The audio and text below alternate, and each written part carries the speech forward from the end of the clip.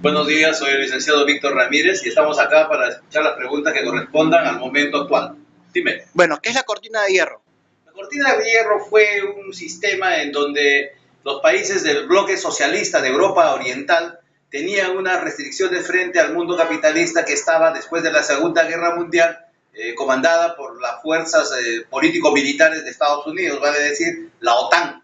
¿Ya? Y entonces esta cortina de hierro estaba básicamente bajo las órdenes y el designio hegemónico de la Unión de Repúblicas Socialistas Soviéticas en aquel entonces. Bueno, ¿qué significó la caída del muro de hierro? ¿Lo puede significar? La caída en este caso, de la cortina de hierro, significó también la caída del muro de Berlín, ¿ya? En 1989. ¿Ya? Eso fue la caída del muro de Berlín. Este muro de Berlín separaba efectivamente a Alemania en dos sectores, el sector vinculado a lo que era la cortina de hierro por la URSS y todos los grupos que estaban vinculados a la Unión Soviética, los países vinculados a la Unión Soviética, y obviamente el otro lado de Alemania que estaba vinculado a los Estados Unidos de Norteamérica y a la OTAN. Al caer el muro de Berlín, también cae, ¿no? También cae, al caer este muro de Berlín, cae la cortina de hierro, ¿ya? De hierro, cae la cortina de hierro y cambia, por consiguiente, la situación, cambia, en este caso, cambia la situación de la URSS, de la Unión de Repúblicas Socialistas Soviéticas, ¿ya? Al cambiar esta situación, desaparece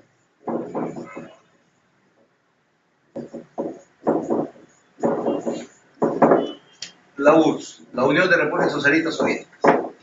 1989 entonces es un punto de partida de la desaparición, de la caída del muro de Berlín y como consecuencia la caída de la cortina de hierro y su hegemónica fuerza que era la Unión de Repúblicas Socialistas Soviéticas y por lo tanto su desaparición. Y esto está dado con la famosa perestroika, además que abre esos caminos de la Glasnost. Hablemos en pasos. ¿Qué fue lo que provocó la caída del muro de hierro o la caída del muro de Berlín y luego la perestroika? La caída del muro de Berlín fundamentalmente se dio en razón de un proceso de apertura al interior de las repúblicas socialistas soviéticas. En realidad, la teoría de la dictadura del proletariado había sido reemplazada por la dictadura del partido único y esto traía como consecuencia un descontento en la población que obviamente tenía que darse un cambio total. Gorbachev desarrolla una política de apertura y de transparencia de los hechos en la historia y juzga la historia que debe rectificarse. Desarrolla la perestroika y esta perestroika, al dar la apertura, genera todo un movimiento de rechazo a la política desarrollada por el Partido Comunista Ruso y como consecuencia trajo su caída. Ok, continuemos. Dime.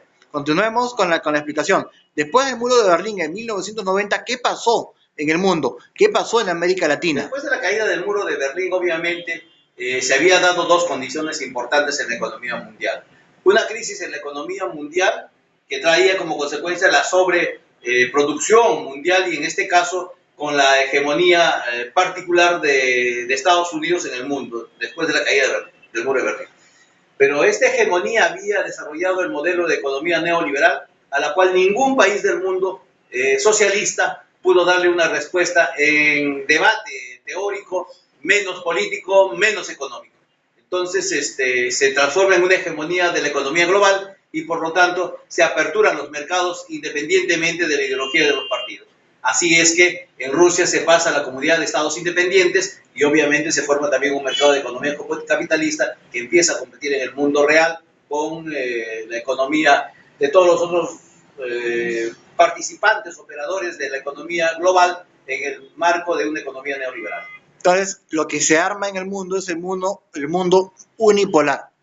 El mundo unipolar ya estaba planteado desde la caída de Rusia, ¿no? Porque al caer Rusia, donde se disputaba la hegemonía mundial, tanto Rusia como Estados Unidos, se transforma en única fuerza de Estados Unidos y se denominó el mundo unipolar bajo su hegemonía político, económica y militar. Ok, entonces continuemos. Después de 1990, con la caída del muro, ¿qué pasó en el mundo? En el mundo se apertura toda una política liberal, pero de dos niveles. Liberal en los países, liberal en su esencia verdadera como categoría, en los países desarrollados, y en los países en vías de desarrollo, como en el Perú y América Latina, se desarrollan unas políticas neoliberales. Es decir, se rompe el proteccionismo aparentemente a nivel global, pero en los países de gran desarrollo se procesa el proteccionismo y el no proteccionismo en los países como los nuestros en vías de desarrollo. A este proceso se le denominó neoliberal y no trajo como consecuencia el desarrollo de la democracia plena, sino la democracia para sectores de gran poder económico llamados poderes fácticos. ¿Qué pasó en el Perú? En el Perú específicamente se desarrolla con mucha fuerza dos aspectos importantes.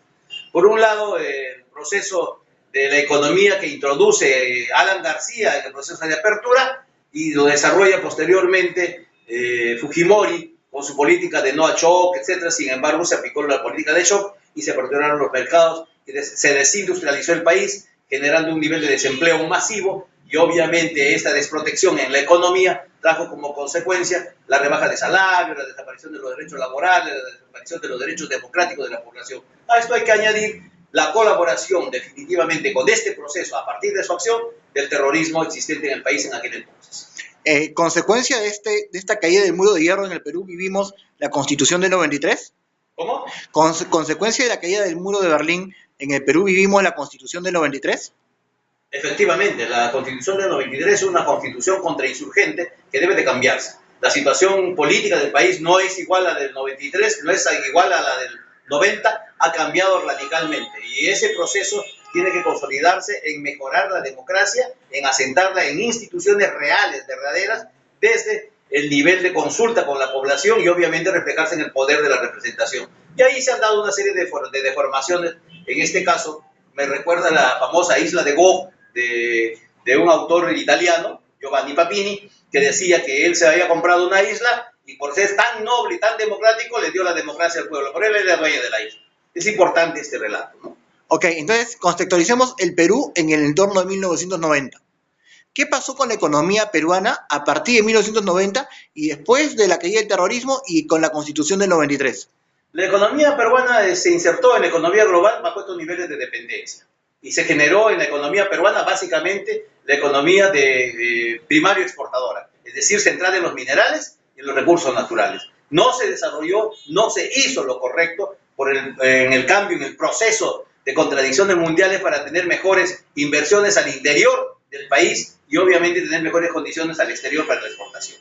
No se aprovecharon esos momentos y seguimos en una situación de dependencia hasta hoy, en donde la crisis actual va a golpearlo. En realidad hubo un proceso de cambio, es cierto. Ese cambio se institucionalizó a partir de una dictadura que se expresó en la dictadura del latrocinio de Fujimori y obviamente se dio como consecuencia todo un nivel de economía centrada fundamentalmente en los grandes poderes fácticos y en los grandes sectores que se enriquecieron enormemente, como es el caso exclusivamente de la minería.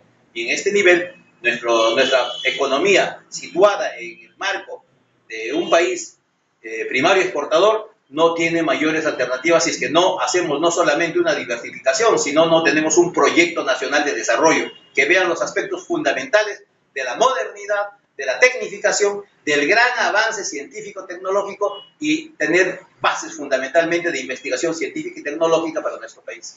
Ahora, le pido hagamos en la pizarra una línea de tiempo para ubicarnos en qué momento de la historia estamos y qué momento de la historia en este momento qué retos nos plantea el futuro. Porque el Perú tiene una situación, digamos, expectante en este momento, de la cual podemos salir airosos, podemos salir adelante, si es que nos ubicamos exactamente en el contexto en el que estamos. Hace aproximadamente 15 años, el 2000, aproximadamente, terminó la unipolaridad.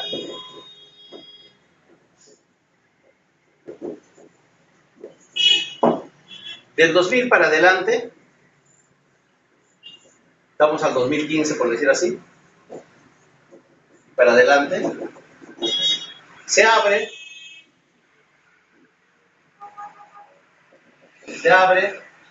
el mundo multipolar.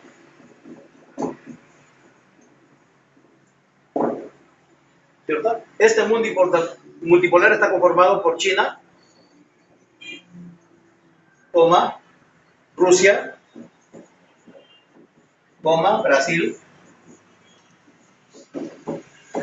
la India, básicamente. ¿Ya? De tal manera que hoy entonces tenemos esta fuerza llamada BRICS, ¿cierto? BRICS versus Estados Unidos de Norteamérica, ¿cierto? Más la Unión Europea. Este es el tema central ahora. Entonces, este es un mundo multipolar en el cual abre grandes perspectivas, este mundo multipolar abre grandes perspectivas a los países en vías de desarrollo, como es el caso del Perú. Si nosotros tendríamos un proyecto nacional de desarrollo que vea en el mediano y largo plazo, estaríamos sacándole el mejor provecho a estas diferencias de mercado que van a tener definitivamente cada día más agudizadas estas situaciones, teniendo en cuenta que tenemos los mejores recursos naturales del mundo y la gran posibilidad de darle valor agregado en sus distintos niveles. Bueno, en preguntas rápidas, ¿qué ofrece el BRICS a Perú? El BRICS a Perú, por ejemplo, significa un gran proceso importante de cambiar las relaciones de dominación con la inversión particularmente norteamericana.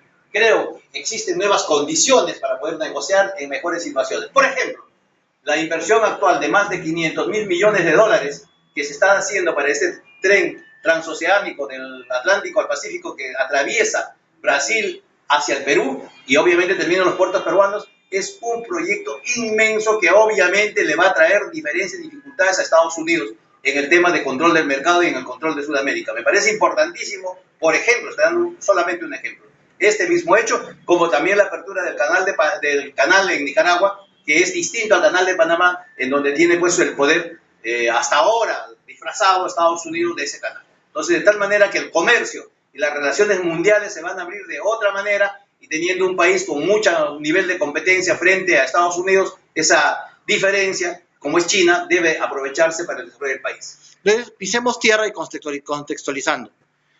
El Perú el próximo año tiene un proceso electoral. La política comercial de apertura al mundo, ¿en qué debe estar centrada del 2016 al 2021? La apertura al mundo debe estar centrada básicamente en generar, aprovechar el recurso básico que tiene nuestro país, que es la agricultura. Ese nivel debe de centrarse en las condiciones internas del país para dar sobre todo alimentación a la población y asegurarle lo fundamental, el agua. Y me refiero al agua, cuando me refiero al agua, me refiero al agua dulce. Me refiero a la capacidad acuífera del país que está centrada fundamentalmente en la cuenca del Amazonas.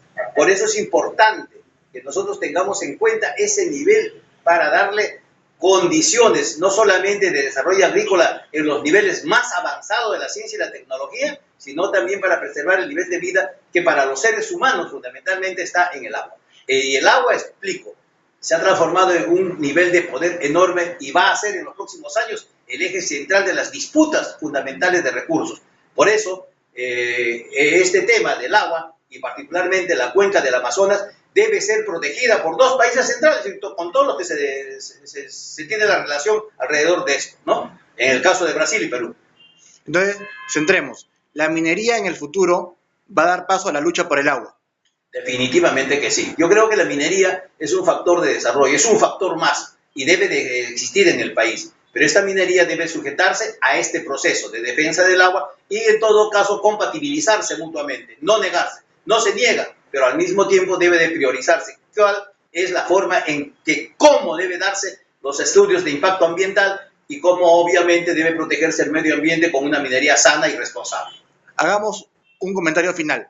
Todo esto viene a raíz